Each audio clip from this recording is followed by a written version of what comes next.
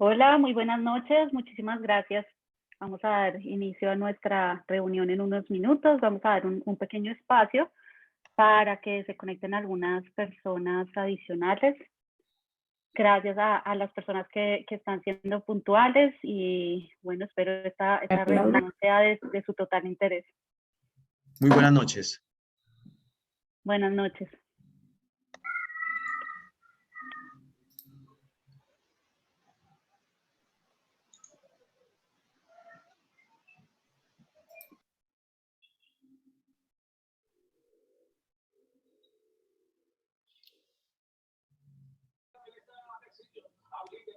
Bueno, yo creo que vamos a dar 2 minutitos más y comenzamos con nuestra charla. El día de hoy vamos a hablar de finanzas personales para médicos.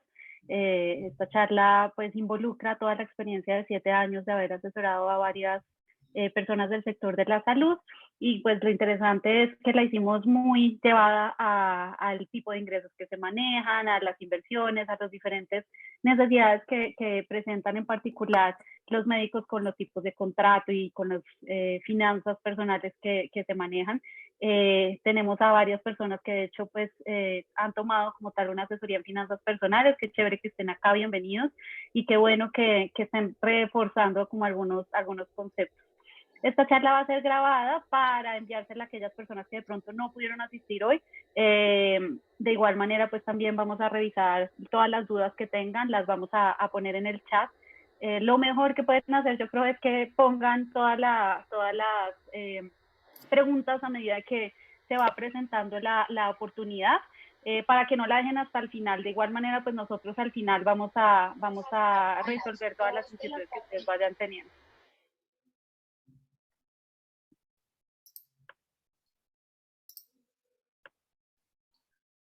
Vamos a dar unos minutitos más y comenzamos.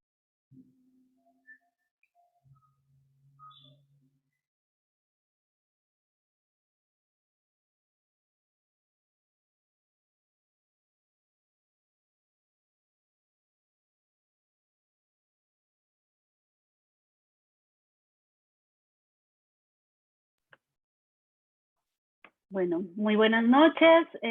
Damos inicio a la charla de finanzas personales para médicos. Espero sea de su agrado. El día de hoy lo que vamos a hacer es, como lo habíamos hablado a aquellos que se conectaron antes, involucrar toda la experiencia que se ha tenido en nuestra empresa asesorando a muchas personas del sector de la salud. Lo interesante de esta conferencia como tal es que pone muchísimos ejemplos llevados a las finanzas personales que hemos visto de varias personas en general. Sabemos que hay personas que de pronto han tomado como tal una asesoría con nosotros. Muchas gracias por asistir. Yo creo que la mejor forma de aprender también es repitiendo y repitiendo y repitiendo como tal la información, así que qué chévere que estén acá. También, por favor, pues todas las dudas e inquietudes que vayan teniendo las vamos a ir resolviendo, pero lo ideal sería que la pusieran, que la fueran poniendo en el chat para que podamos ir avanzando. Hoy vamos a ver varios temas, vamos a ver toda la parte de presupuesto, cómo llevar adecuadamente un presupuesto. Ahí nos vamos a detener un poco en toda la parte de estrategias de desmonte de deudas, o cómo optimizar como toda esta parte del presupuesto y llevar a cabo una estrategia interesante para el ahorro. También vamos a hablar de las protecciones que hay que tener en cuenta en cuanto a las finanzas personales y de qué manera o por qué es importante pues realizar este tipo de protecciones. Y también vamos a hablar un poco acerca de invertir, cómo armar un portafolio de inversiones ganador que me ayuda a tener esta libertad financiera, que no es otra cosa que hacer que mi dinero vaya trabajando para mí. Entonces, pues, tomen nota a todas las cosas que vayamos a hablar el día de hoy, y espero pues puedan disfrutar esta conferencia como tal. El mayor interés nuestro, sobre todo, es que se genere un aprendizaje y que puedan tomar pues estas experiencias que hemos tenido asesorando a varios médicos, para que pues ustedes lo puedan llevar a su vida real y puedan empaparse de muchísimo conocimiento. Entonces, nuestra charla de hoy es mejores decisiones en el presente, mayor libertad financiera en el futuro. Un poco acerca de nuestra empresa. Nosotros somos Axia Finanzas Personales. Nos dedicamos a trabajar con personas que podrían considerar interesante tener al alcance algunas asesorías financieras de carácter personal. Trabajamos con personas y familias que quieren optimizar el manejo que le dan a sus finanzas, ya que de pronto tienen deudas o no saben convivir con ellas hasta el punto de resolverlas, y eso es lo que vamos a ver también hoy, algunos casos de estrategias de salida de deudas y cuál es como la mejor manera dependiendo del caso. Personas que de pronto desean planear tener una libertad financiera gracias a saber cómo invertir los recursos adecuadamente y tomar las mejores decisiones de inversión, o personas que de pronto quieran reducir sus riesgos, o de pronto pues que simplemente estén evaluando las consecuencias de tomar malas decisiones a nivel tributario. Al final también hablaremos de algunos tips en materia tributaria. ¿Qué es lo que pasa en términos generales? Las múltiples ocupaciones del día a día o el desconocimiento de los instrumentos financieros del mercado hace que se tomen decisiones financieras apresuradas o de pronto pues no tan lógicas. ¿Qué es lo que pasa ahí? Que a veces las personas no logran esos objetivos de vida que esperan, y de pronto pues este es como el espacio. No sé si de pronto se sientan identificados con algo de lo que de pronto se menciona anteriormente, y bueno, pues la idea es solucionar casi todas las inquietudes que ponemos acá, y acá estamos pues para aprender. Un poco acerca de mí: yo soy economista, especialista en gerencia financiera, especialista también en negociación, las dos primeras de la Javeriana, la última de la Universidad de los Andes. He venido ayudando a personas y familias a lograr sus sueños de vida por medio de un plan financiero. Cuento con más de 7 años de experiencia en esta parte. Tengo más experiencia, pues, he trabajado en el sector financiero también. He realizado asesorías a más de 800 familias. Cuento con el honor de asesorar a muchísimos médicos, y quiero, pues, hoy sobre todo dar a conocer la experiencia y algunos tips para optimizar ese manejo que se da, pues, a las finanzas. Antes trabajaba pues en el sector financiero, trabajé en Banco Avillas, Banco Santander, Corbanca, y durante 6 años estuve realizando estrategias en el sector real en compañías como J.I. Auditores Consultores, Almagrario y Cementos Andino Dominicano. Esto es un poco en lo que todos nos movemos. Esto es también parte de lo que vamos a trabajar el día de hoy, y es entrar a entender cuáles son las áreas de las finanzas y cómo impactan a nuestra vida financiera en el día a día, y cómo de pronto por medio de la optimización de estas 5 áreas se pueden lograr esos objetivos de vida, o por el contrario, por la no optimización de alguna de estas 5 áreas, de pronto pues al contrario no logramos esos sueños de vida que tenemos. La primera es toda la parte del efectivo, y acá veremos algunos tips de cómo se pueden optimizar esos recursos, y ejemplos de personas que o tienen de pronto mucho capital o mucho excedente, o al contrario cuentan con muchas deudas, y cómo poder pues llevar a cabo instrumentos para salir de ellos. Lo primero que tenemos que tener muy presente es que el presupuesto siempre se deja optimizar de alguna u otra manera, y aquí vamos a ver algunos ejemplos pues inventados, pero que involucra pues toda esta experiencia que se ha tenido con el tipo de contratos que manejan los médicos, o que sea pues que hemos visto o hemos trabajado pues a nivel general. La parte de riesgos, que pues es revisar cómo llevar a cabo un patrimonio que a la final hemos construido a lo largo de nuestra vida, y de qué manera podemos protegerlo dependiendo pues también del caso. También toda la parte de estrategias de inversión, la parte de retiro, que es poder tener una libertad financiera adecuada por medio de la optimización de todas estas estrategias de inversión. Y finalmente esta área tributaria, que cada cierto tiempo nos van cambiando las reglas de juego, y es importante pues también tenerla muy presente en nuestras finanzas personales. Cada área va a impactar sobre la otra sí o sí. ¿Qué quiere decir esto? Que si yo optimizo adecuadamente mi presupuesto, puedo desarrollar estrategias de inversión que a largo plazo me van a servir para poder tener una vejez tranquila, o antes pues una libertad financiera, en donde yo me sienta muy tranquila, o que en general las personas se sientan muy tranquilas de poder no tener como inconvenientes en la vejez, con todo este tema de la brecha pensional, que de igual manera lo hablaremos más adelante. Al contrario, si yo no optimizo adecuadamente el presupuesto, no voy a poder ejercer estas estrategias. También lo que puede pasar es que yo pueda tomar la mejor decisión financiera en toda la parte de inversiones, y gane acá 4 millones de pesos. Y gracias a esto tengo unos retornos súper interesantes, pero lamentablemente no tuve en cuenta un fondo de emergencia, y se cayeron los ingresos como tal. Yo creo que pues fue lo que más pasó el año pasado con varias de las personas que que yo asesoraba del sector de la salud, tuvieron un impacto sobre la caída de los ingresos mientras se definía pues qué iba a pasar. Y de repente pues tomé la mejor decisión acá, pero no tenía un fondo de emergencia, entonces pues toda la ganancia se fue hacia ese fondo de emergencia.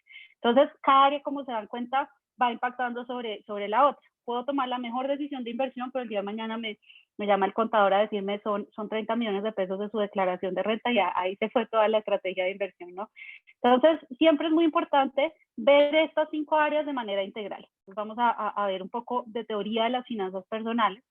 En esta parte de teoría de las finanzas personales, lo primero que vamos a tener presente es que esto nos enmarca a nosotros, los asesores financieros, el orden de por dónde arrancar. Nosotros acá lo que hacemos es entrar a revisar primero qué objetivos de vida tiene la persona, qué quiere hacer, porque eso es como la base de todo. Esto sale de CFP Board, una compañía dedicada a certificar a nivel internacional a asesores financieros.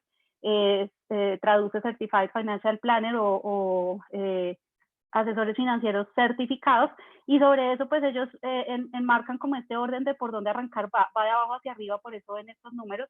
Y parte de la teoría de lo que ellos dicen es, esto es como si fuera la construcción de un edificio como tal. Entonces va de abajo hacia arriba, en donde la idea es pues yo tener unos cimientos muy sólidos de mi edificio para luego sí revisar el paso a paso.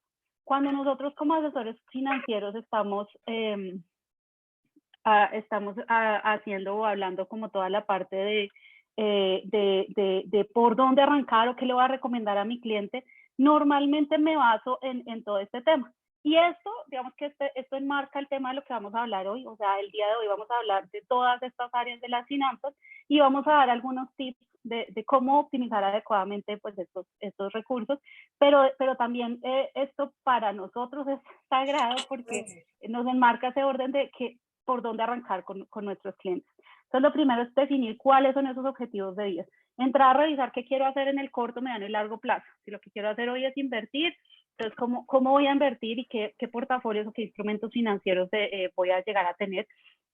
También entrar a revisar si quiero, no sé, cambiar de carro, comprar casa. Revisar si comprar casa propia, eso no es una buena decisión de inversión. Entrar a revisar si salir de deudas, si quisiera retirarme joven, rico, y como dijo algún cliente alguna vez, joven, rico y bello, entonces, ¿qué debo hacer para eso? Entonces, sobre eso, entender un poco esos objetivos y plasmarlos sobre el papel es pues parte de lo más importante. La segunda área es toda la parte de protecciones personales, luego viene el presupuesto, luego los impuestos y finalmente sí las inversiones. La idea es que llevemos esto paso a paso. ¿Qué dice CFP Board? Dice, ustedes normalmente, los latinoamericanos, y eso lo hemos visto en varias conferencias que hemos tenido ya para asesores financieros a nivel Latinoamérica. Hace unas semanas hablábamos con personas en Ecuador, en Perú, y ellos nos decían, acá también pasa. ¿Y qué es lo que nos pasa? Que normalmente nos saltamos los latinoamericanos de los objetivos a las inversiones. Y es como si me hubiera saltado yo de la base del edificio a las ventanas del edificio, ¿no? Entonces, es muy importante también tener presente estos pasos. ¿Qué vemos nosotros en general o qué buscamos? Trabajar los 5 pasos al tiempo. Y hay personas que definitivamente pueden hacer esos 5 pasos en el mismo tiempo, y pues eso puede servir muchísimo. Bueno, les pido por favor que se silencien, o en backstage si me pueden ayudar por favor a silenciar a aquellas personas que de pronto a veces eso pasa, que se nos salta un poco el micrófono y no nos damos cuenta. Bien, entonces vamos a arrancar por toda la parte de las protecciones personales. ¿Por qué es interesante tener protecciones personales? Porque esto protege o blinda el patrimonio que hemos construido a lo largo de toda nuestra vida. Si bien, digamos que normalmente el latinoamericano se salta de como de los objetivos a las inversiones, vale la pena entender por qué es importante pensar en toda la parte de protecciones. Y yo creo que la primera razón por la cual es importante es porque la idea es mantener en el tiempo lo que hemos construido a lo largo de nuestra vida. A la final hemos tenido, pues cierto, hemos construido nuestra casa, nuestro carro, nuestras inversiones en términos generales, y ese es ese patrimonio, eso representa ese patrimonio. Entonces aquí tenemos esta vasijita como tal, en donde el agua representa o sea, o con lo que se ha venido llenando este balde, por decirlo de alguna manera, es el agua, esto es lo que representa el agua, y son esos activos que he construido a lo largo de mi vida. Luego tengo estos ingresos, que estos ingresos son los que van alimentando ese patrimonio. ¿Qué puede pasar? Que por el lado de los ingresos o por el lado del patrimonio me puedo estar desaguando o la llavecita se rompe. ¿Esto qué hace? Que me tenga que descapitalizar. ¿Qué quiere decir descapitalizarse? Que tenga que salir a vender la casa y el carro para poder comprar la leche y el pan. Digamos, diciéndolo en unos términos pues muy simples, eso es descapitalizarse.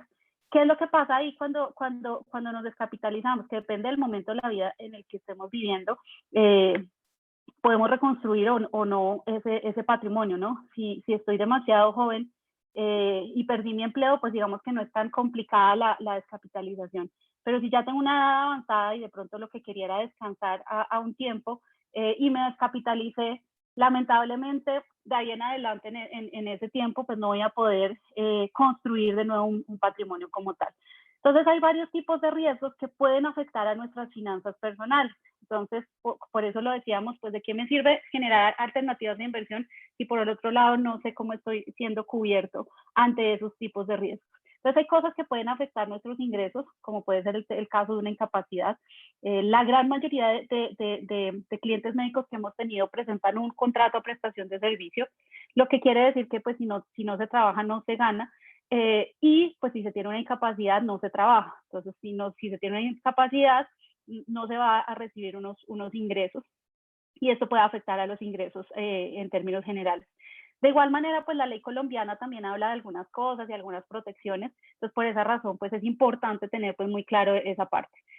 ¿Qué puede pasar también? Un fallecimiento. Entonces, si hay una persona que es la que pone el ingreso del hogar, entonces está el padre, la madre y los hijos, la madre de pronto pues trabaja pero no aporta un total o al contrario, la madre es la que más aporta y el padre es quien no aporta tanto al hogar. Puede pasar que en caso de un fallecimiento se vaya la fuente de los ingresos. Yo asesoraba a un cliente súper juicioso, él me decía, Laura, yo ya tengo apartamentos en arriendo, fondos mutuos de inversión afuera, una casa en Miami, tengo, bueno, muchas cosas, Laura, para que haya un seguro de vida. Su esposa le tocó dejar de trabajar por unos temas de salud, o sea, ese es otro de los riesgos que pueden impactar a nuestras finanzas, el tema de la salud. Por temas de salud ella renuncia, él pues queda como la persona que aporta los ingresos al hogar. Y bueno, yo le decía, en caso de que tú llegaras a fallecer, tu esposa tiene que salir, o sea, dejan de entrar casi 25 millones de pesos mensuales al hogar, en donde tu esposa tendrá que salir a vender la casa, el carro y todo lo que ustedes han construido a lo largo de la vida.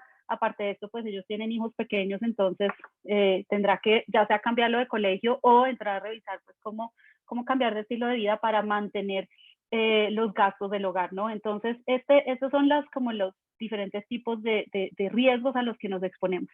Yo creo que la gran mayoría de personas, y yo me incluyo ahí, entramos en un periodo de negación, es decir, decimos, no, yo llegar a viejo, no, nunca, como esto no me va a pasar a mí, ¿no? Uno se ve siempre muy joven y eso depende de quién lo esté mirando a uno, ¿no? Si a mí hoy me dice un niño de 6 años, una vez me pasó, me dijo, uy, tú ya estás vieja, y yo decía, pero en ese entonces tenía 26 años, ¿no? Entonces depende de quién lo vea uno, pues uno siempre se va a ver joven. Entonces, creo que entra uno en ese periodo de negación y por esa razón yo creo que también toda la parte de protecciones o de cómo blindar nuestro patrimonio pues nos cuesta, o sea, nos cuesta creer que nos vamos a morir, es muy difícil para nosotros creer también que nos vamos a incapacitar. Hemos tenido pues casos de clientes y sobre todo pues muchos médicos que son muy conscientes de eso, pero saben que pues esto es algo que les pasa a sus pacientes, pero digamos que nunca entran a replanteárselo a sí mismos y esto también puede pasar. O sea, ¿qué pasa si se tiene una incapacidad y ya la persona pues no puede seguir trabajando? Toda la parte de liquidez, entrar a tener claridad acerca de esto. Entonces, estos son los posibles riesgos que podemos tener. Entramos en periodo de negación, yo creo que con esta también, no, Colombia no le va a pasar nada similar a lo que puede llegar a estar pasando en Latinoamérica hoy, no, eso no va a pasar. Y de pronto a veces no tomamos decisiones como a tiempo con base en este patrimonio, que pues la idea es proteger este patrimonio y blindarlo ante cualquier tipo de riesgo. Entonces, lo primero que entramos a evaluar nosotros como asesores financieros es, bueno, la persona tiene personas a cargo, digamos que el ejemplo que hablábamos, ¿no? Tiene de pronto unos hijos pequeños en el colegio, personas que dependen de sí, es decir, si llegaran a fallecer el día de mañana, mi mamá ya no recibe los 3 millones de pesos mensuales que yo le envío todos los meses a grado. Si esto no pasa, pues también el trabajo nuestro es decirle a la persona, no necesitas ninguna estrategia en este sentido. Entonces vamos a hablar uno por uno de esto primero, luego vamos a ver toda la parte de presupuesto que me parece súper interesante porque hablamos de varios ejemplos y luego vemos pues el resto de los temas que son inversiones, presupuesto y el resto de las cosas. Aquí entonces me detengo un momento. Lo primero que uno entra a revisar en términos de vida o la primera pregunta que se debe hacer es, ¿tengo personas a cargo? O sea, hay personas que económicamente dependen de mí. Si la respuesta es sí, entonces, bueno, ¿en cuánto tiempo dependen de mí? Porque a veces nos encontramos con personas que tienen de pronto un seguro de vida que por tan solo 17,000 pesos mensuales cubre 20 millones de pesos.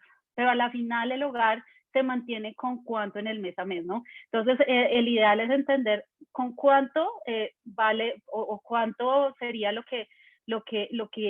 valor que se debería cubrir en cuanto al mes a mes del hogar en caso de que se presente algún fallecimiento. Y pues hacer ese cálculo es súper importante. Luego de eso, lo más importante es entrar a ver, bueno, ¿qué estrategias puedo tener en caso de un fallecimiento? Entonces, puede ser el ya tener un patrimonio armado que cubra los gastos. Ese es el mejor de todos. Para mí eso es como el mejor de los mundos y es haber construido un portafolio de inversiones tan interesante que ya me genera una renta y yo ya tengo pues una libertad financiera, una tranquilidad en esos gastos del mes a mes.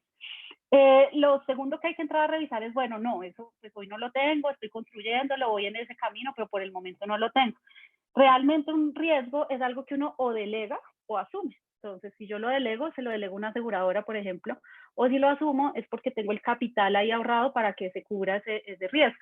¿Sí? Si el día de mañana pues me estrello en mi carro y tengo los 7 millones de pesos ahí ahorrados en el banco, pues de pronto y me replanteo si vale la pena delegarle o no eso al seguro del carro, ¿no? Lo mismo pasa con toda la parte de vida. Tengo ya cubiertos como los gastos de mi hogar en caso de fallecimiento. Si la respuesta es no, entonces hay que entrar a ver una alternativa, por ejemplo, de un seguro de vida. De ahí también hay que saber entender mucho pues acerca de las coberturas que se ofrecen. En términos de esas coberturas, nosotros hemos hecho investigaciones en qué puede ser mejor, más económico, y sobre eso pues entrar a revisar pues alternativas que sean viables, que sean económicas. Hemos tenido casos de clientes que es más barato el seguro de vida que el seguro del carro, entonces a veces uno tiene como ese tabú de que es muy caro o que de pronto la aseguradora no le va a cumplir a uno. Entonces, parte del trabajo que nosotros hacemos es entrar a hacer un comparativo, no solo a nivel nacional, sino también a nivel internacional, y sobre eso pues hacemos recomendaciones.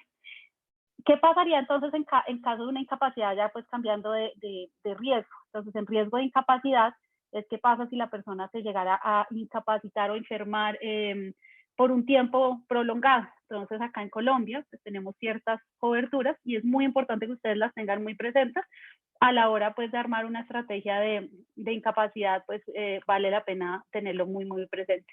Entonces, la ley colombiana, ¿qué dice? En términos de incapacidad, tenemos el tema de la incapacidad temporal, o sea, tiene un principio y un fin. Los primeros días, o sea, el empleador los primeros días cubre el día 1 y 2, cubre al 100% mi incapacidad. Si tengo un contrato por prestación de servicios, a mí me tocaría pues pagar esa incapacidad. Si ya pasa de más días, entonces de día 3 al día 90, entra a cubrir la EPS al 66,67%. Acá es muy importante tener claro un concepto llamado el IBC o ingreso base de cotización. Entonces, si yo soy que es como lo común que yo veo en los médicos que son prestadores de servicios y prestan servicios en varios lados, cotizan a salud y pensión como independientes sobre el 40% de los ingresos. Entonces, sobre eso, vamos a suponer que la persona tiene un salario de 10 millones de pesos y sobre ese salario de 10 millones de pesos cotiza sobre 4. El día de hoy cotiza sobre 4. Entonces, ¿qué va a hacer la EPS? La EPS no le va a pagar sobre el IBC, va a ser estos 4 millones de pesos. Del día 3 al día 90 se va a pagar el 66,67% del IBC, ¿listo? Entonces, es importante tener claro que pues si ya entran, lo que ya serían más o menos 2 millones muy mal contados, si alguien tiene una calculadora y me puede de pronto confirmar este valor, serían 2.400.000 aproximadamente, de los 10 que la persona gana, ¿no? Entonces eso ya empieza a tener un impacto sobre las finanzas personales, y como lo hemos visto en varios casos de varios médicos, si no se trabaja, no se gana. Entonces, si no se trabaja, no se percibe un ingreso. Entonces, ya de entrada, si hay una incapacidad, pues el riesgo puede llegar a ser latente.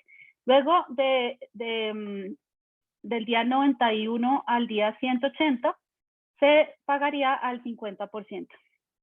Luego, de ahí en adelante, entra a la administradora de fondo de pensiones, y la administradora de fondo de pensiones paga un 50%. ¿Qué pasa de ahí en adelante? Se entra en una decisión de pensión por incapacidad y va a una junta médica. La junta médica dice que estaríamos cubiertos si la incapacidad es por encima del 50%. ¿Qué es lo que pasa acá?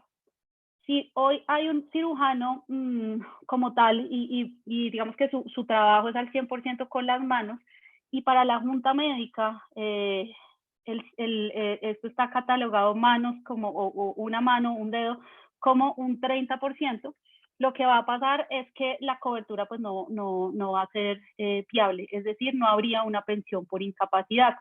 Quiere decir que la persona no podría pues seguir trabajando. Entonces, de ahí es muy importante tener presente que esto está muy generalizado. Es decir, pues ya poniéndome yo, por ejemplo, yo poniéndome como ejemplo, si el día de mañana en la junta médica a mí me dice, no, Laura, la voz es del 30%, pues quedaría igual y no podría seguir trabajando. Entonces, esto es importante tenerlo muy presente, también para entrar a revisar pues alternativas para poder cubrir esta parte de incapacidad, dado el caso en el que pues llegara a pasar, pudiéramos tener tranquilidad en ese tema. Hay personas que son hombres claves. ¿Qué quiere decir hombres claves? Que son personas muy importantes en la compañía. Estas personas deberían tener también una cobertura en ese sentido para poder tener pues una tranquilidad sobre la compañía en la que se encuentran trabajando. Esto pasa más a nivel corporativo realmente, digamos que en los casos que hemos visto nosotros, normalmente lo importante es poder cubrir el ingreso mensual. Luego, ¿qué pasaría en caso de una iliquidez? Entonces, iliquidez es el día de mañana me quedé sin trabajo, no pude recibir los mismos ingresos. En el caso de los médicos, lo que hemos visto es que la gran mayoría puede tener facilidades para emplearse, ¿sí? Entonces, nosotros no nos desgastamos mucho tiempo pensando en construirles un fondo de emergencia, cosa que sí nos pasa con banqueros, publicistas que tienen unos cargos ya gerenciales, vicepresidentes de compañía, presidentes de compañía. Para multinacionales pues no es tan fácil conseguir un trabajo, y a veces nos demoramos montando una estrategia por 1 o 2 años para que esta persona pueda tener un fondo de emergencia. En el caso de los médicos, siempre que yo les pregunto, y bueno, estoy generalizando, tal vez hay especialidades como los médicos nucleares o como algunas otras especialidades que de pronto hacen que pues ya sea diferente el tiempo de tener un trabajo y otro, pero normalmente lo que vemos es que la gran mayoría me responde, si hoy me sacan de mi trabajo, primero tengo 3 opciones más porque voy a 3 lugares más, ¿no? Entonces esto pues también hace que pues yo busque un nuevo lugar, pero mientras tanto, mientras pues algo de ahí pasa, pues difícilmente me van a sacar de los 4 lugares a los que estoy yendo, ¿no? Eso es lo primero que vemos ahí. Y lo segundo que estamos viendo, aunque si no es el caso de ustedes y de pronto se demoran un poquito más de tiempo, sí es muy importante armar un fondo de emergencia más robusto, ¿no? Acá pues yo estoy poniendo ejemplos muy generales. ¿Qué pasaría en caso de una iliquidez? Normalmente lo que también pasa es que nos responden, Laura, me han respondido, yo me demoro 1 mes, 2 meses. Entonces, realmente lo que habría que tener es un poco de liquidez, claro, porque siempre es importante tener un capital ahorrado que se deje para imprevistos, cosa que se dañó la nevera, pues yo tenga de dónde, como se dice informalmente, echar mano, pero poder pues estar tranquilo en materia de si algo me llegara a pasar. Entonces, si hay una liquidez, pues sí es relevante también pues tener algo de capital ahorrado. El mayor efecto que tuvimos el año pasado con los médicos fue la caída de los ingresos por el cierre pues del país. Esto impidió que muchos pudieran operar, de hecho quedaron pues cosas, bueno, que pudieran trabajar en términos generales, quedaron abiertos unas cosas únicamente, tal vez los oncólogos no tuvieron como un impacto tan fuerte, los radiólogos no tanto, pero ya otras especialidades sí tuvieron un impacto bastante fuerte. Entonces, esa iliquidez podría ser pensada más como para esos temas. Otro ejemplo que puede pasar o que nos ha pasado en nuestra experiencia es que a veces para trabajar de un lado al otro, el empleador paga a 60 días. Entonces, tener un fondo de emergencia para de pronto tener un tiempo de espera también es importante. Entonces, ahí la recomendación que es hacer una lista como de esos gastos básicos del hogar que se necesitan sí o sí, y multiplicarlo por el tiempo que ustedes sienten que se demorarían consiguiendo un nuevo empleo. Eso ayuda a que ustedes sepan más o menos cuánto es lo mínimo que deberían dejar ahorrado para un fondo de emergencia. Siguiendo pues en toda la parte de salud, en Colombia tenemos lo que es la EPS, luego viene la medicina prepagada, luego de pronto están pues las pólizas de salud. Lo importante es tener lo básico que es la EPS y una cobertura adicional. La salud puede impactar a nuestras finanzas si ya es un tema pues que de pronto no alcanza a cubrir la medicina prepagada o que de pronto ya pues no se alcanza a cubrir, pues sí, yo no he tenido casos, pero sí hay colegas míos que me dicen, Laura, esta persona antes tenía pues cierto capital ahorrado y en general pues se veía que era una persona pues muy pudiente y de repente de la noche a la mañana al papá le dio una enfermedad grave y pues para salvar su vida tuvieron que seguir pues dando pues mucho capital, los medicamentos eran muy caros y ahora no es que estén pues mal, pero ya todo lo que tenían antes pues ya no lo tienen. Bueno, pues aquí aprovecho para decirles si tienen algún comentario, pregunta, pueden irlo haciendo en el chat para que podamos interactuar. También si quieren comentar acerca de ejemplos que ustedes conozcan o cosas que ustedes conozcan, pues también súper bienvenido para que podamos hacer un poco más interactiva esta reunión. Más adelante, de igual manera, pues vamos a ver también algunos casos en los que de pronto podemos interactuar un poco más. Bueno, esto es toda la parte de salud, entonces por eso es muy importante tener claridad acerca de la EPS y una cobertura adicional, sea la medicina prepagada o una póliza. Las pólizas tienen una cobertura mucho más alta y puede llegar a ayudar muchísimo en materia de alcance sobre eso. Hay algunas que están con coberturas a nivel internacional, que esto también pues a muchas personas les llama la atención.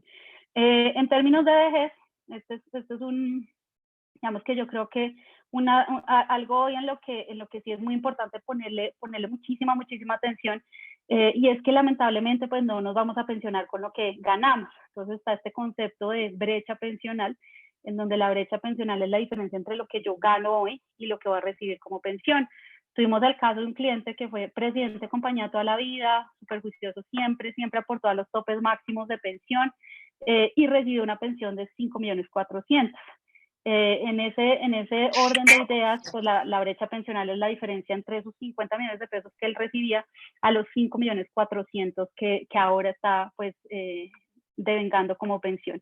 Entonces, pues no estaba acostumbrado a vivir con ese capital, pegó el grito en el cielo, gracias a Dios pues había generado otras estrategias de inversión, pero por eso pues también hoy yo creo que el concepto de libertad financiera ya se volvió más allá de un concepto o una elección, una obligación o algo que pues en lo que sí es importante poder trabajar, cosa que no lleguemos a una edad avanzada o a una edad en la que ya pues vayamos a recibir nuestra pensión y tengamos la sorpresa de que lamentablemente nuestra pensión no va a cubrir esos gastos que tenemos.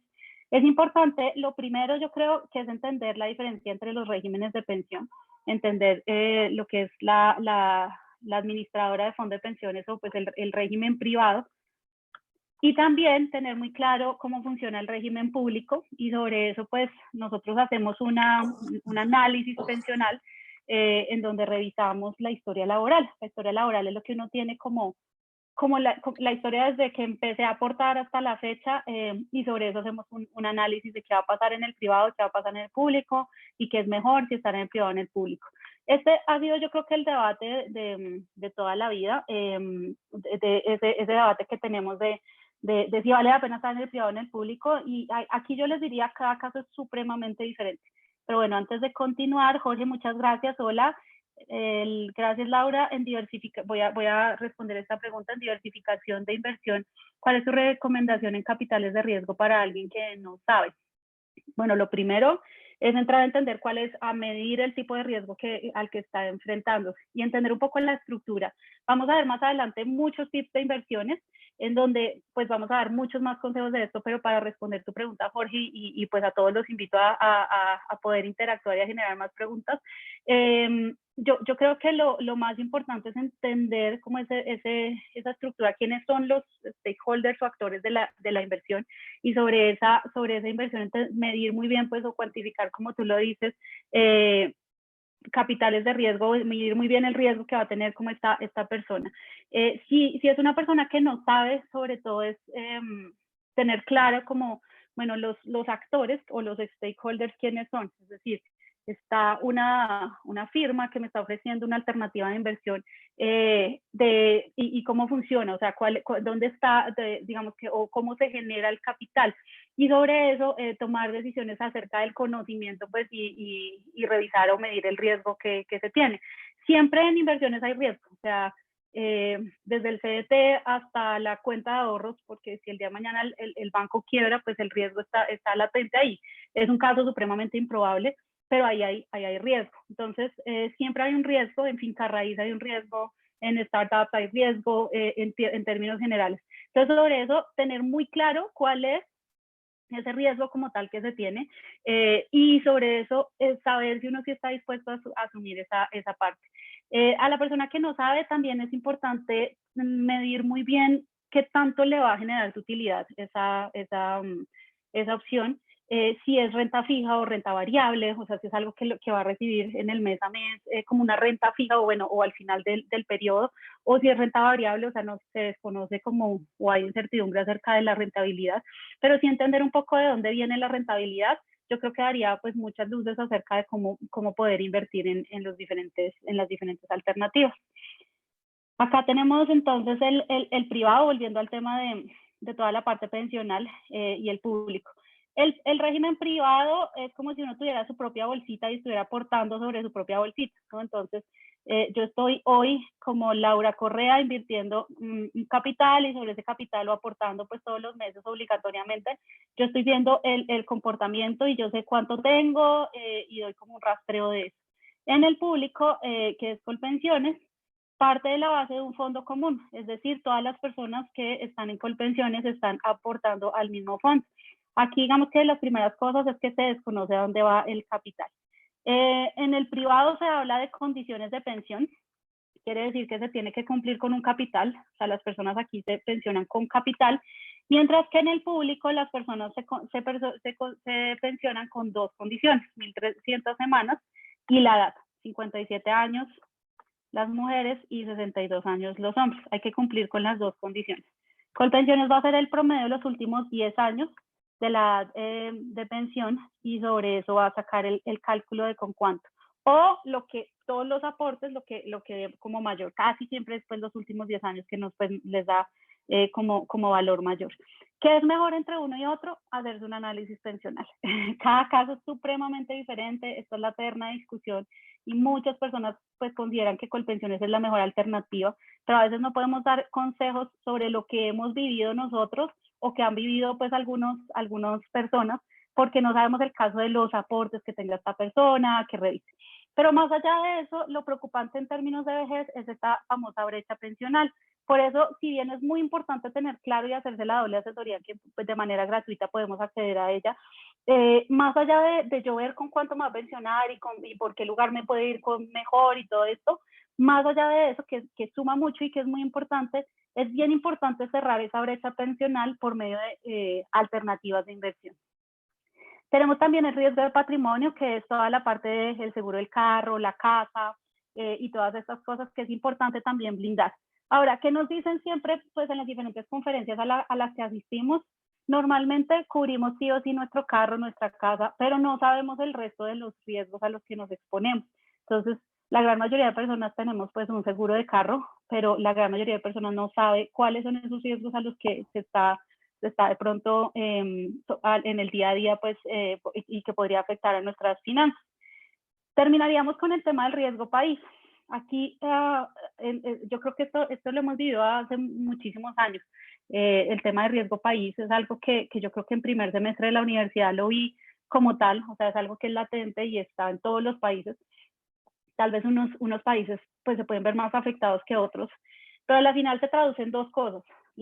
El riesgo país se traduce en una alta inflación, o sea, ¿qué pasa si en el país la inflación sube muchísimo? Y la segunda, un riesgo político, un mal gobierno que de pronto no tomó las mejores decisiones. Nosotros tenemos pues el ejemplo de Venezuela. Antes yo decía, bueno, estamos lejos de que nos pase algo parecido a lo que pasa en Venezuela y a pesar de que la respuesta era no, hoy tal vez digamos que puede ser un panorama un poco más incierto.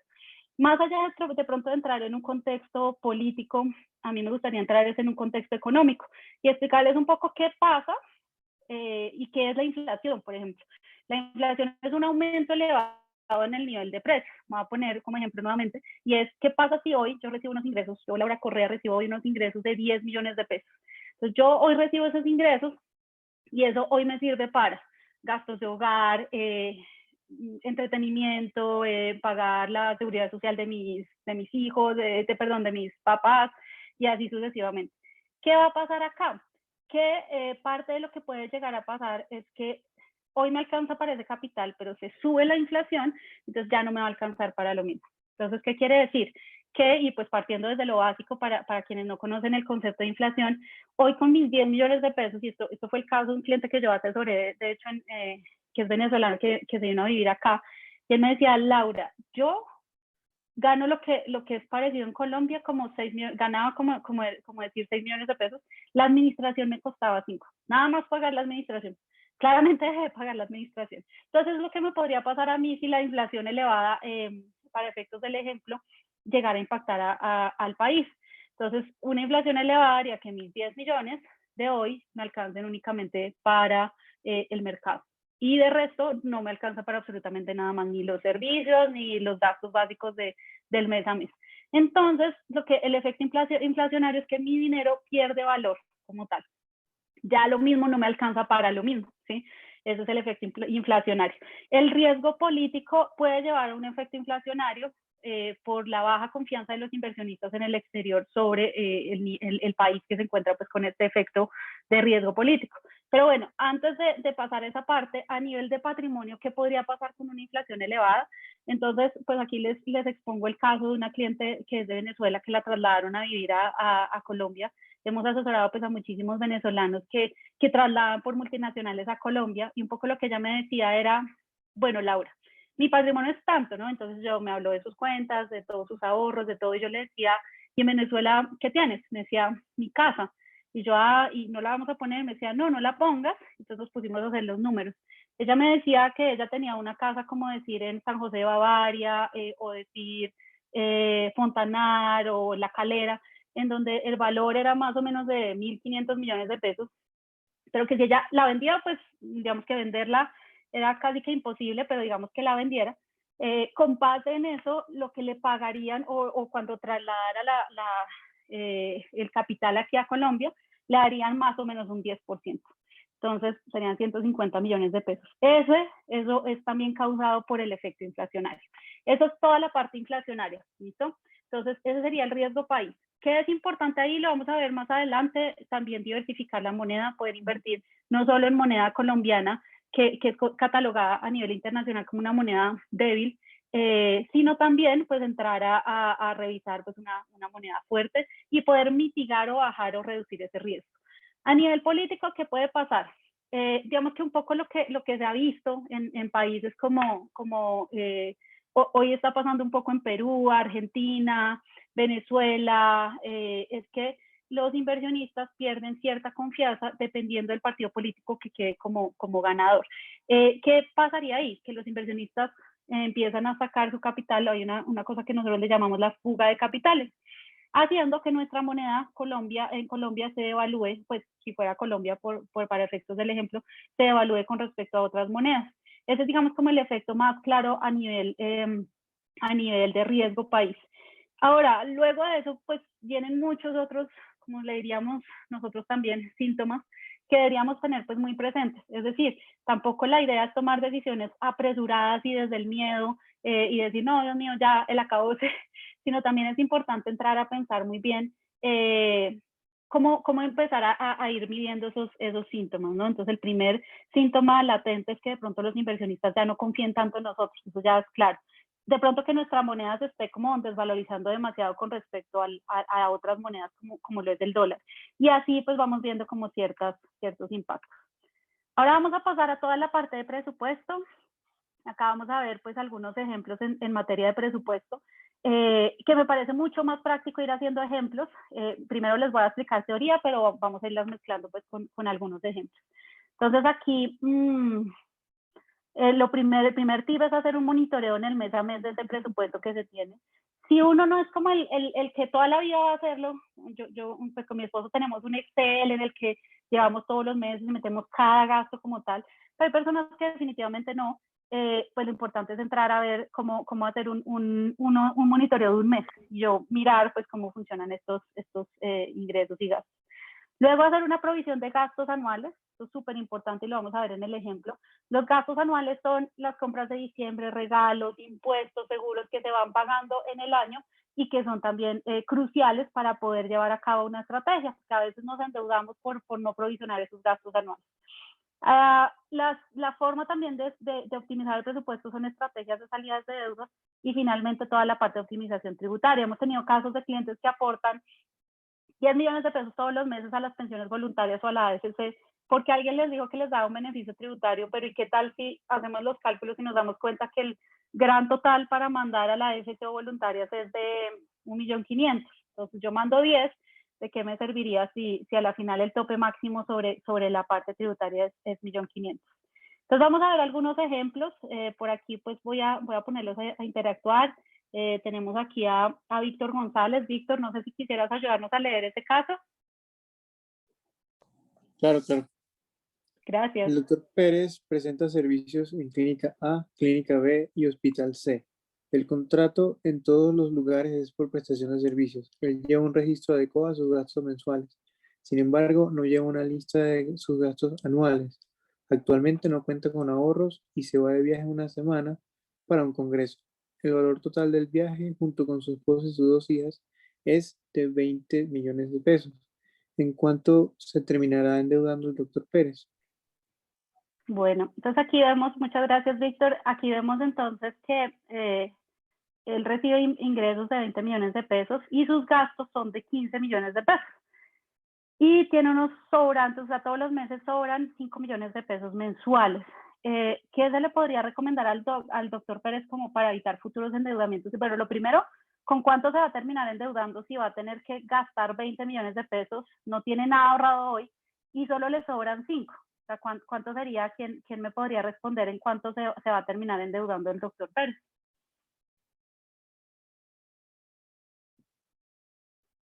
Bueno, en 15 millones de pesos se terminaría endeudando el doctor Pérez y ahí lo que pasaría es que empieza a volverse como un círculo vicioso de la deuda por no haber provisionado adecuadamente. Entonces me voy al tarjetazo a los 36 meses y cuando vuelvo al Congreso la pasé súper bien, pero tengo que pagar una deuda que si bien el doctor Pérez podría hacerlo y la paga en el mes a mes, esto se le puede ir acumulando, ¿no? Entonces, este es, digamos, como la primera falla que puede llegar a tener muchas personas en términos generales de no provisionar. Ahora, ¿qué se le puede recomendar en este caso al doctor Pérez? Sobre todo, generar una provisión mensual, hacer una lista de cuáles son esos gastos anuales que él va a tener para poder entender y suavizar eso en el mes a mes. Normalmente, pero pues pueden haber excepciones en diferentes tipos de contratación, la gran mayoría de médicos pueden llegar a tener ingresos mensuales por prestación de servicios. ¿Qué va a pasar acá? Pues, y bueno, esto es como, depende de cada caso, ¿no? Pero ¿qué va a pasar? Pues que no se van a recibir o se reciben ingresos por salario integral. Entonces no se van a recibir bonificaciones y a veces hay personas que esas bonificaciones las compensan para los gastos anuales. Entonces, lo primero es pues tener muy claro eso. Aquí vamos a ver un poco acerca de los gastos anuales del doctor Pérez para nosotros mismos también pues llevarlo a cabo, es decir, viajes, por ejemplo, que son los de los 20 millones de pesos que mencionamos anteriormente, regalos de Navidad es un gasto anual, regalos de cumpleaños, asociaciones, el contador, el seguro del carro, el de vivienda, la póliza de responsabilidad civil, si se tiene un seguro de vida de incapacidad, el impuesto de renta, que es la declaración de renta, el impuesto de vehículo o el predial, ¿no? Entonces, estos son los famosos gastos anuales, pero la gran mayoría de prestadores de servicios no van a recibir, o de personas que reciben un salario integral, no van a recibir un ingreso anual, pero sí van a tener un gasto anual. Entonces, el primer tip para el doctor Pérez es hacer pues toda esta parte. Entonces, el doctor Pérez toma una asesoría financiera, su asesor le comenta la importancia no solo de clasificar sus ingresos y gastos mensuales, sino también toda la parte de los gastos anuales. Entonces, su asesor le recomienda provisionar, o sea, se hizo la lista, se totalizó, lo dividimos en 12 y vamos a suavizar eso. Entonces, ¿qué va a pasar aquí? Van a ver que, por ejemplo, si nosotros restamos estos 5 millones de pesos menos estos 3 millones de pesos, eso es lo que realmente el doctor Pérez tiene como para ahorrar, invertir y hacer otras cosas. Pero lo mejor es generar esa provisión para que no le pase que tiene que gastar 20 millones de pesos y no tiene de dónde sacar el capital, pero sí tiene 5 millones de pesos. ¿Listo? Bueno, aquí de pronto, no sé, Nicolás Hernández, si nos ayudas leyendo estas recomendaciones que le dio el asesor financiero. Por supuesto. Algunos tips importantes que le dijo el asesor al doctor Pérez.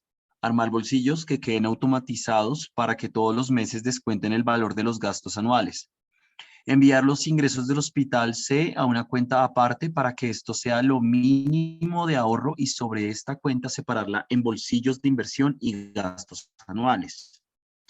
El asesor financiero del doctor Pérez tuvo en cuenta sus objetivos de vida. El doctor Pérez le manifestó que quiere invertir en su libertad financiera y aprender más acerca de inversiones. Por ende, con el excedente de 1.866.667 mensuales, le recomendó gestionar un bolsillo de ahorro y capitalización para el futuro. Se revisa su patrimonio para entender mejor el comportamiento de sus activos y de esta manera determinar los porcentajes de inversión versus ahorro o salida de deudas.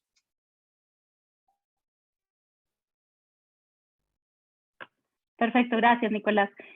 Bien, entonces, acá algunos tips bien importantes para que ustedes puedan tener presente. Hace poco hablaba con una cliente, cliente que tengo, y yo le decía, ella me decía, yo no soy tan juiciosa generando una disciplina de ahorro. Y yo le dije, yo tampoco. Realmente lo que a mí me genera esa disciplina de ahorro es armar este tipo de bolsillos o generar cosas que me obliguen o que me vayan descontando.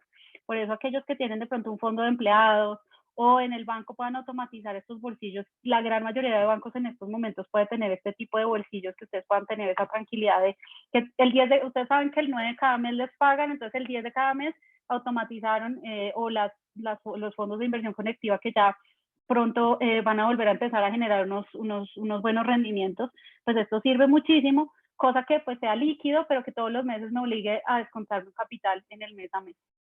La segunda, coincide un poco que justamente lo que le pagan en el hospital, a veces me he encontrado con personas que con una clínica les pagan un lado y en el otro empleado les pagan el otro, entonces pueden decir, no, pues lo que ahorro en lo que tengo en el hospital C me lo ahorro. Entonces justamente aquí, estos 4 millones de hospital C coinciden con un valor relativamente similar a estos 3 millones de pesos y acá, pues a la final la recomendación es generar el resto del ahorro. El ahorro real de este caso es de 5 millones menos 3 millones 100 y por eso nos da este 1.800.000. Y luego pues se revisa el patrimonio para poder entender pues el comportamiento de los activos, que pues es lo que vamos a ver. Bueno, no sé, acá pues quién más me puede ayudar. De pronto Johnny Vargas, ¿sí me puedes ayudar a leer, por favor?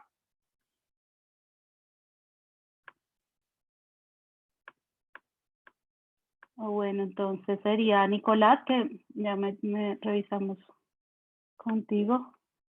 ¿Me puedes ayudar, por favor, leyendo? Si quieres, yo te ayudo. La doctora Sánchez trabaja con el doctor Pérez en el Hospital C. Ella cuenta con un contrato a término indefinido con dicha entidad. Recibe cesantías, primas y vacaciones. Veamos su caso. Pues vamos a ver que tiene unos ingresos en el mismo hospital del doctor Pérez de 4 millones de pesos. Ella trabaja únicamente ahí, pero su contrato es diferente a prestación de servicio. Estos son sus gastos. Entonces gana 4, digamos que gasta 1.600.000 y sus excedentes mensuales o lo que le sobraría al final del mes es de 2.400.000. Ahora vamos a ver acá que, pues, esta es una pregunta que uno podría hacerse acá y es, bueno, ¿la doctora Sánchez debe ahorrar para sus gastos anuales? A la final, ella sí recibe unos ingresos anuales.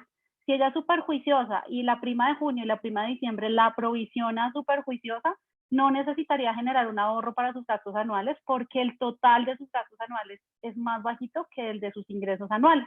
Y aquí estamos viendo, pues tal vez como un tercer, ahorita vamos a ver un tercer caso, en donde a veces puede pasar que puede que ganemos muy bien y generemos unos muy buenos niveles de ingreso, pero también es muy interesante poder gestionar adecuadamente nuestros gastos.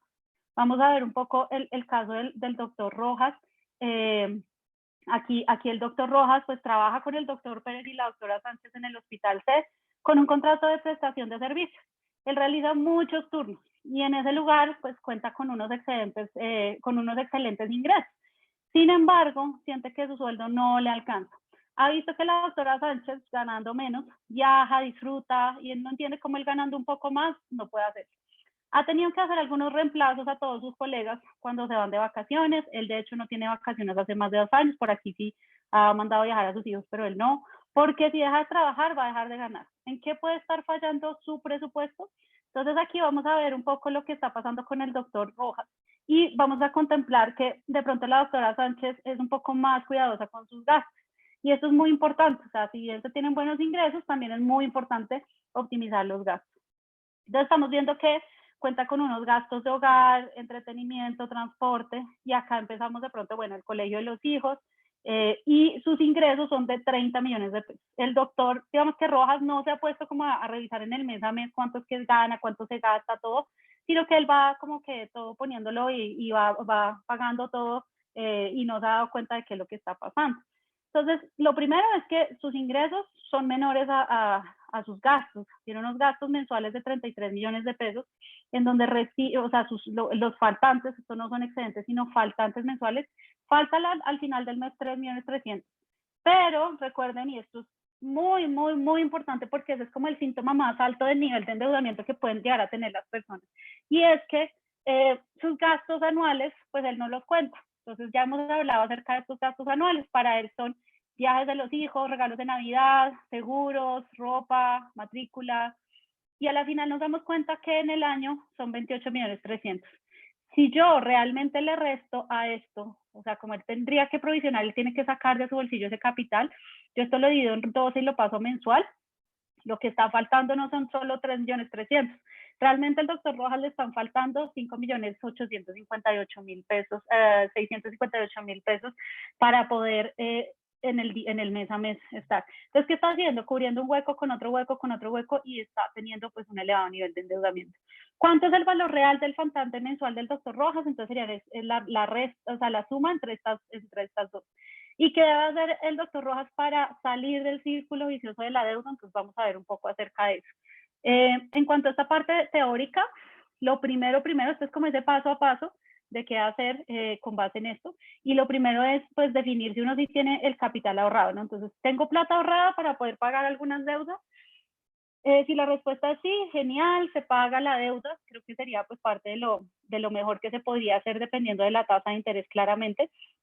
Pero si no, entonces pues entrar a ver qué se podría hacer. Luego, una segunda estrategia, porque si ya la respuesta es no, entonces se pasaría a un segundo paso, que es este de acá, y es armar una estrategia de salida de deudas. Entonces esa estrategia es bien involucrando como varias cosas. La primera es que ojalá uno vaya inyectando la capital a esas deudas, vaya haciendo ciertas compras de cartera, bueno, la tercera es hacer estas compras de cartera, que a veces se pueden unir estas dos y vamos a verlo en el ejemplo. Pero más allá de eso, pues también es ir como lo que vaya llegando a sobrar al final del mes, poderlo inyectar a la siguiente deuda y no gastarlo como en otras cosas, sino mandarlo como a la parte de la deuda. Eso haría que no salga mucho más rápido de la deuda.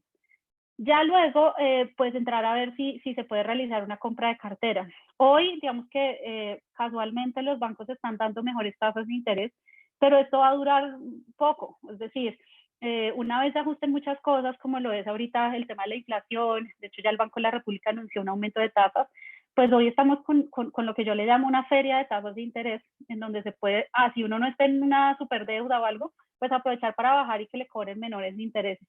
Pero parte de lo que debe ir unido a esto es una estrategia. Si Si yo mantengo haciendo compras de cartera, hago ese ejercicio famoso de gimnasia financiera y pues no llego a un buen resultado debido a que se sigue incrementando el nivel de la deuda, ¿no? Entonces eso es de cuidado y esto debe ir acompañado de una estrategia en donde uno vaya inyectándole a capital lo que va sobrando al final del mes. ¿Listo? Ese es como el tip más importante en este tema de salidas de deudas.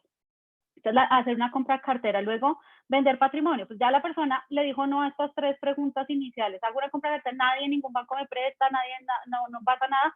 La tercera, lamentablemente, es ya empezar a descapitalizar. Es decir, si pues ya yo tengo un carro y ese carro vale 50 millones de pesos y tengo 3 deudas y las 3 deudas me están afectando el flujo de caja y no tengo qué más hacer y en el mes a mes estoy como el doctor Rojas súper en rojo, entonces pues parte de lo que pasaría es que lo mejor es pues entrar a revisar esa parte. Ahora, muy importante mirar paso 1, 2 y 3 antes, ¿no? Porque pues esto ya agotadas todas las posibilidades. El paso número 5 es toda la parte de reestructuración, es alzar la mano a los bancos y empezar a negociar con los bancos. Y lamentablemente pues uno queda tildado en TIFIN, data crédito para futuros préstamos, tiene un tiempo y muy seguramente pues las entidades financieras no van a prestar más capital, pero esto le ha servido a muchas personas que ya están muy endeudadas para buscar reestructurar el plan de pagos. Entonces la persona pues le dice, mire, yo me puedo comprometer a pagar al cabo de un año, por ahora únicamente va a pagar intereses, y se hace una negociación. A veces se puede hacer una negociación muy tranquila con el banco, u otras veces, dependiendo, pues el banco claramente podría poner las condiciones. Ya una última instancia sería pues declararse insolvente, y esta pues última instancia ya viene siendo más allá. Bueno, antes de eso entra un periodo de negociación en donde el banco pues ya con cobro jurídico entra a buscar que uno pues la persona de pronto pague un valor más bajo de la deuda, pero pues sí que se le condone la deuda. Este tipo de cosas también pueden llegar a pasar. Y ya en una última instancia es entrar en toda la parte de liquidez como tal, de declararse ilíquido. Bueno, aquí debería el doctor Rojas coger todo su ahorro y pagar las tarjetas, cuánto debe provisionar para sus gastos anuales, si sale únicamente una tarjeta, cómo podría tapar el hueco que falta, y la concentración de sus activos es adecuada. Entonces vamos a entrar a ver. Aquí ya vimos este escenario a la izquierda, el doctor Rojas gana 30 millones, gasta 33, está en rojo más o menos en unos 5 millones de pesos mensuales, y él tiene unos activos de esta manera, cuenta con unas cuentas de ahorro de 28 millones, cuentas de ahorro de 10 millones y una casa de 2.000 millones y 2 carros. Este es el total de sus activos, y aquí pues hablamos de la deuda como tal que el doctor Rojas tiene. Acá lo que vemos es que puede hacer varias cosas, ¿no? La primera pregunta es, bueno, ¿mete todo el capital ahorrado a la deuda? La respuesta sería no. La idea sería que cogiera únicamente estos 10 millones y pague esta deuda que tiene en 10 millones de pesos para poder liberar este flujo de caja mensual correspondiente a 3 millones de pesos. O sea, por esa deuda todos los meses está pagando 3 millones de pesos, ahí por lo menos le ayudaría a liberar ese flujo de caja. Pero si se pone a coger estos 28 millones de pesos, puede llegar a afectarle pues a su flujo de caja mensual. Entonces ahí lo que debe hacer es una estrategia de desmonte de deudas. Bueno, antes de entrar en esta reflexión, el doctor Rojas cuenta con estos activos y lamentablemente pues tiene este nivel de deuda que pues se le ha venido incrementando. El patrimonio de él es la resta de los activos menos los pasivos, y eso es muy importante tenerlo presente porque el patrimonio es a la final lo que queda después de esto. Y aquí pues una reflexión en este sentido. Creo que pues la vida debe ser un equilibrio en donde la idea es poder equilibrar muy bien la balanza entre gastar y acaparar, ¿listo? No nos podemos quedar toda la vida acaparando bienes sin disfrutar eso que vamos construyendo, porque al final pues quién más que nosotros pues merecemos disfrutar ese capital que vamos construyendo y no solamente acaparar. Pero por el contrario, tampoco podemos ir por la vida en el tren de los gastos sin haber construido. Entonces aquí lo que se muestra es que de pronto este conejito muestra muchísimo y que tiene muchísimo capital, pero a la final vamos a ver su zanahoria, y su zanahoria es muy pequeñita. Es un poco el caso del doctor Rojas, que de pronto pues ha dedicado a construir activos que a nivel de finanzas personales son improductivos como tal. Mientras que de pronto este conejito se queda mirándolo y nos damos cuenta que ha construido más cosas, y que lo que cuenta pues son estos activos productivos que son los que van a hacer que mi dinero vaya creciendo más rápido en el tiempo. Entonces aquí algunas recomendaciones para el doctor Rojas, hacer una compra de cartera también, porque si vemos todo el esquema de sus deudas, las tasas están muy altas para lo que hoy el mercado está ofreciendo. Esa es la recomendación que yo he venido dando a la gran mayoría de personas que tienen deudas. Entonces, pues sí es muy importante poder generar esto. Dejar provisionados los gastos anuales. ¿De qué le sirve que pagar de pronto deudas con todos los ahorros si mañana va a tener que pagar impuestos, viajes o algunas otras cosas, ¿no? Vuelve y se endeuda. Entonces, que deje provisionados estos gastos como tal. Y de acá que empieza a armar una compra de cartera en donde estas serían las nuevas tasas. Aquí pues de esta deuda sí la paga con el capital ahorrado y teniendo unas nuevas tasas va a bajar las cuotas. Esta de 12 millones baja a 9 y así sucesivamente las cuotas van bajando. ¿Qué ahorro tendría ahí el doctor Rojas en el mes a mes? Ya deja de mandar 28 millones de pesos a deudas a poder mandar únicamente 15 millones de pesos a deuda, lo que haría que se ahorrara en su flujo de caja mensual 12 millones 900. De acá, un poco para tener claro, pues, qué pasaría. El doctor Rojas antes estaba en rojo y tenía que hacer muchísimos turnos, pero ahora está mucho mejor. Es decir, hizo una optimización en esta parte de la deuda. ¿Cuál es el ideal? A la final, recuerden que esta persona no tiene unos ingresos anuales, lo que quiere decir que debe generar una provisión de ahorro mensual para esto. Todos los meses ahorre, pues que ahorre este valor. Entonces, la disponibilidad real sería de 7 millones 200. De acá, pues, algunas recomendaciones, entrar a revisar, pues, que del excedente mensual, una parte se vaya para gastos anuales, o sea, esto que les sobra, eso vaya para gastos anuales. Una parte para deuda y otra para inversiones. Eso sería la mejor estrategia. ¿Para qué? Pues porque la vida tampoco, no, o sea, no puede estar todo el tiempo únicamente pagando deudas sin construir un capital. Siempre también es muy importante que vaya pagando las deudas, pero que al mismo tiempo vaya generando una estrategia de ahorro. Y como ya pudo optimizar muy bien como esa parte de lo que le sobra al final del mes, que mande 3.600.000 a la deuda y también 3.600.000 a inversión. Ahora vamos a hablar de pronto de un caso, de un ejemplo de pronto muy parecido a este. Una persona muy organizada en sus finanzas que ha venido al contrario pues generando muy buenos retornos. La doctora Rodríguez es muy reconocida en el sector. Es cirujana y percibe ingresos de varios lugares, ya que muchas empresas quisieran trabajar con ella. Es muy organizada con sus finanzas. Desde hace 10 años lleva un presupuesto mensual en donde anota cada chicle que se gasta. Le sobra mucho capital al final del mes y le dan bonos en junio y en diciembre por productividad y en uno de estos hospitales. Después de haber ahorrado tanto, no sabe qué hacer con el capital que tiene. Solo acumula los CDTs y se pregunta si si esta es una buena práctica. Le da mucho miedo tener capital líquido, pero tampoco ha hecho las cuentas de cuánto es lo mínimo que debería dejar en cuenta. Y también comenta que esta coyuntura pues la deja un poco asustada, pero pues igual tiene al banco a sus pies porque claramente la llaman todo el tiempo para ofrecerle cosas. La doctora Rodríguez le preocupa su vejez. Ella está manteniendo en estos momentos a sus papás, ya que ellos no recibieron una pensión que cubra sus gastos. Ella no tiene hijos y si los tuviera, pues tampoco quisiera que ellos fueran esa carga que la mantuviera ya en un futuro, pero sí quiere un plan a futuro que le cubra su brecha pensional. Entonces vamos juntos a ver sus finanzas personales. Cuenta con unos ingresos de 60 millones de pesos, es muy organizada con sus gastos, pero los gastos de hogar son muy altos porque mantiene pues también a los papás. A la final tiene unos gastos de 16 millones 500 y todos los meses le sobra 43 millones y medio. Ella recibe unos ingresos anuales por unos bonos de productividad en junio y en diciembre.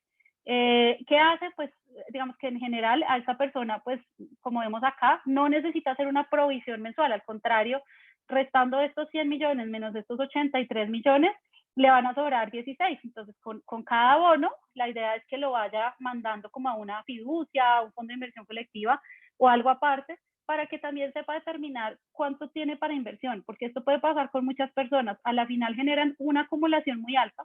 Entonces ya tiene un CDT 1, 2, 3, 4, la AFC, tiene la cuenta de ahorros, el efectivo, la cuenta de ella es súper organizada, entonces ya tiene su cuenta para gastos anuales, pero a la final nos damos cuenta que todo está primero metido en el banco ABC, o sea, todo en el banco ABC.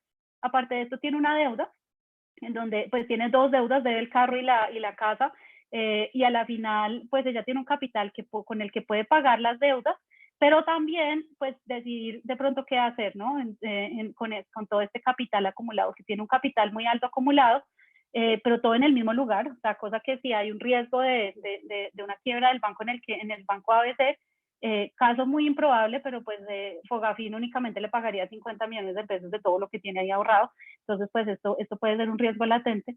Pero aparte de esto, pues el CDT, ya por ejemplo con las ganancias que dan los CDTs de bancos, por ejemplo, están siendo bajitas con esta bajada de las tasas de interés del Banco de la República. Entonces, ¿qué va a pasar con la doctora Rodríguez? Pues ella sí es importante que tome decisiones de inversión dejando un mínimo de un capital ahorrado. Eso es súper importante. ¿Listo?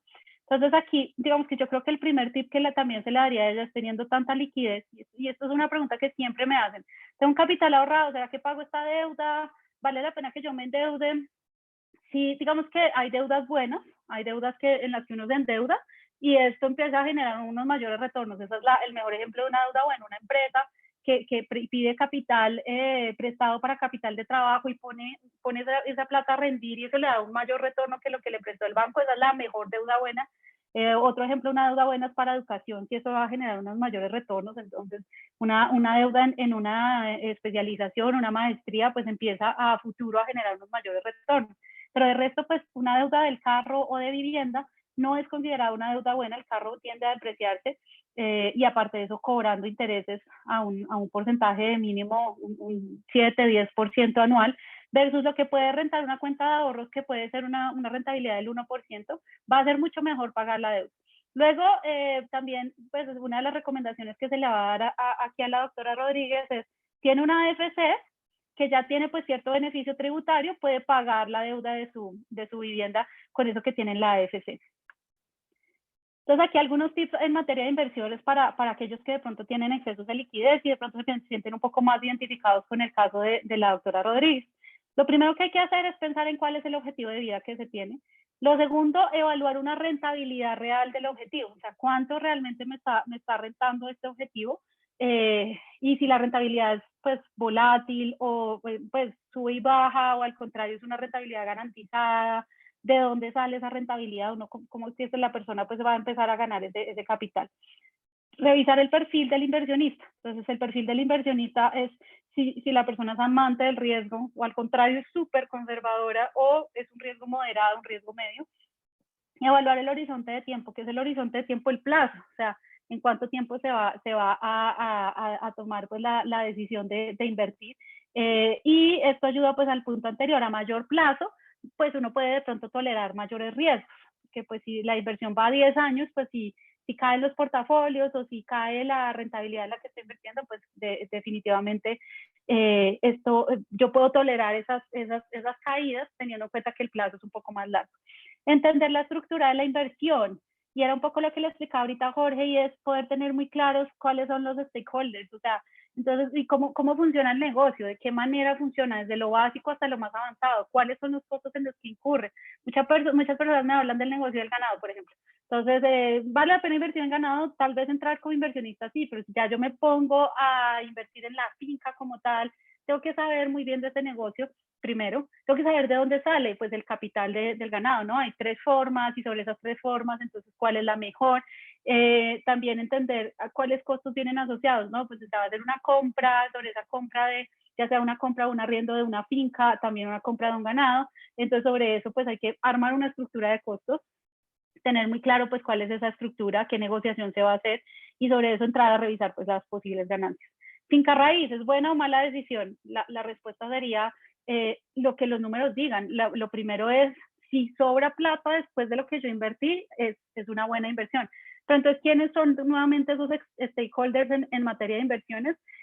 Son quién me va a vender el inmueble, a cuánto me lo va a vender, cuáles son los costos asociados a ese inmueble, tengo que pagar una deuda, de cuánto es la deuda, y sobre eso si al final del ejercicio se tiene una ganancia, pues vale pues muchísimo la pena entrar a revisar esa parte. Bien, bueno, definir también en qué invertir como tal. Esto es un ejemplo pues de los ciclos de las emociones, y aquí pues vale la pena resaltar que esto depende mucho, pues y sobre todo va muy ligado a inversiones en acciones y a veces en finca raíz pues tiene que ver, y es que entramos a invertir con un muy buen optimismo, luego llegamos a un periodo de euforia en donde se tiene pues, este es el punto máximo de riesgo financiero porque muchas personas prefieren quedarse ahí en vez de pronto liquidar posición, Y luego entramos a un periodo de negación, miedo, desesperación, cuando vemos que pues están cayendo las inversiones, pánico, desaliento. Aquí es la mejor oportunidad financiera que se tiene, es el punto de máxima oportunidad financiera.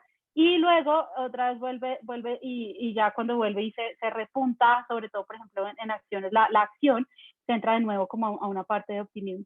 Tenemos que entender un poco que el ciclo de las inversiones, de las emociones, no nos puede ganar. Es decir, si estamos viendo que la acción está perdiendo o que finca raíz está en su peor momento y yo quiero vender mi inmueble, pero están muy baratos, pues tal vez no es el mejor momento y hay que saber tener esa paciencia y no entrar a vender en este momento.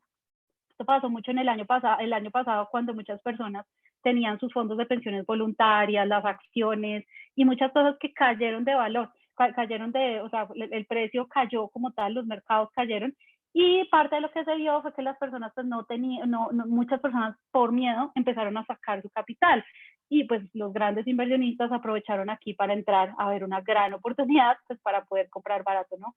Quien hubiera de pronto deseado comprar la acción de Apple, que había caído muchísimo, la de Disney también en su momento, con esa caída, pues haber podido comprar barato y luego salir y vender más caro, ¿no? Acá entonces algunas reglas para los inversionistas: no inviertan sin un plan definido y en nada que no entiendan. Puede que la persona que ustedes tengan enfrente les esté explicando maravillas, pues ustedes tienen que quedarles muy claro. Hay que aprender a perder, no siempre se gana, y ahí pues es muy claro pues la decisión de medir los riesgos. No tomar decisiones de pronto con la emoción, a veces se toman decisiones con emoción, entonces aquí es donde entramos en periodo de pánico y luego en depresión y liquidamos nuestras acciones y no es el mejor momento, ¿listo? Acá pues un resumen acerca del plazo, el riesgo y el rendimiento. Hay que tener pues presente estas tres cosas a la hora de tomar decisiones de inversión. Y esto pues es un poco lo que es el menor riesgo y el mayor riesgo, para pues algunos como ejemplos que pueden servir para poder entender que de pronto cosas de mayor riesgo son activos alternativos, la renta variable que es incierta, y de pronto un poco de ejemplos de menor riesgo, CDTs con renta fija y finca raíz. Bueno, esta es la fórmula de la libertad financiera. En esta fórmula lo que hacemos es buscar tener unos ingresos en el mes a mes que ayuden a cubrir esos costos o gastos como tal mensuales, y parte de lo que se entra a revisar es cuáles son esos gastos mensuales, con cuánto pues más o menos se puede esperar esa rentabilidad, y esto me da un número. Ese número es esa libertad financiera que se tiene. Acá hemos visto que hay personas que tienen que construir un patrimonio de 3.000 millones de pesos para poder tener esa libertad financiera, o sea que esos 3.000 renten esos gastos mensuales como tal. Entonces aquí volvemos al caso de la doctora Rodríguez para recomendarle que pues claramente mejor pague su deuda junto con ese capital que de pronto tiene acá ahorrado, y cuando libere estos CDTs también pague como tal esta deuda. Y después de salir de las deudas, la idea es que empiece a diversificar o armar un portafolio de inversiones ganador. En ese portafolio de inversiones el ideal sería diversificar, y con base en la diversificación entrar a medir pues claramente los riesgos y el resto de las cosas. De entrada se le recomendaron unos fondos de inversión en dólares para poder mitigar todo el tema de riesgo país, también compra de finca raíz en Estados Unidos y compra de finca raíz en Colombia de una vivienda de interés social. Vemos que aquí tenemos una mezcla entre fondos mutuos de inversión, que son acciones diversificadas. Finca raíz está diversificado de igual manera porque aquí tiene finca raíz en Colombia, pero también tiene finca raíz en Estados Unidos. Entonces, pues eso ayuda a mitigar toda la parte de riesgo país. O sea, puede que estemos en finca raíz, pero pues no es lo mismo si algo pasa de pronto acá en Colombia, pues finca raíz en Estados Unidos está rindiendo bien. En cambio, si tengo todo concentrado en finca raíz en Colombia, pues digamos que si algo llegara a pasar, todo el sector se ve afectado. Entonces, por eso es tan importante de igual manera diversificar. Y la concentración pues de la moneda quedaría, inicialmente tiene todo un 100% en pesos colombianos, quedaría un 70-30. Honestamente lo mejor es un 50-50, 50 en una moneda fuerte y 50 en una moneda de pronto pues, o en el peso colombiano como tal, para poder tener una distribución adecuada. Pero pues esta sería como esa propuesta inicial. Y finalizamos con los tips en materia de impuestos. En términos generales, ¿cuáles son los años fiscales en los que se debe tener en cuenta y cómo planearlos? Lo primero que uno debe tener en cuenta en materia de años fiscales es hoy, el año de hoy, o sea, el año actual, qué pena, el año actual. También, pues, digamos que lo que vamos a hacer hoy, la idea es que de pronto algunos que ya han tomado alguna asesoría conmigo, hoy debemos salir bonitos para la foto 2021, para que en 2022 pues no me vayan o sea, poder planear el año fiscal. Entonces, siempre es muy importante el actual. El pasado únicamente me va a servir para hacer el pago de la declaración de renta, y luego el futuro, o sea, el siguiente año, pues qué cosas nuevas nos trae. Entonces, de entrada, pues una reforma tributaria que muy seguramente va a afectar a toda la parte de las personas naturales que tienen medianos y altos ingresos. Entonces, pues siempre es muy importante estar pendientes, y pues si ya tenemos fecha, que es, en teoría es en el 20 de julio, entrar a revisar cuáles son esos nuevos lineamientos de la nueva reforma tributaria para saber pues cuáles son esos beneficios tributarios. La base gravable sobre la cual se genera el impuesto, y hay cosas que me ayudan a bajar la base gravable como beneficios tributarios, ¿sí? Entonces, si hoy facturo 350 millones de pesos, pero busco con algunas deducciones bajar esa base gravable, entonces no me van a cobrar impuestos sobre los 350 millones de pesos que facturo, sino sobre los 150 millones de pesos que logré bajar. El tope máximo es del 40% con una renta exenta del 25%. Y luego hay 4 alternativas de beneficio tributario, pero recuerden que eso tiene unos topes máximos, ¿sí? O sea, hay personas que me dicen, no, estoy ahorrando en la AFC porque es lo único en lo que me puedo bajar la base gravable. Y entonces cuando hacemos los números, eso tiene unos topes máximos, entonces hay que saberlo calcular adecuadamente. Digamos que estos 4 beneficios son dependientes o personas a cargo, intereses de vivienda, AFC o pensiones voluntarias y medicina prepagada. Esas son las 4 cosas que pueden ayudar a bajar la base gravable. ¿Qué es importante acá? Que les bajen la base gravable, y esto es un tip que yo creo que vale la pena notar, que les bajen la base gravable, pero que las retenciones ojalá se las mantengan, ¿listo? Porque si bien es interesante que me bajen la base gravable, vamos a pasar a lo que es la retención. Y la retención es una provisión que se hace, es un anticipo, literalmente es un anticipo.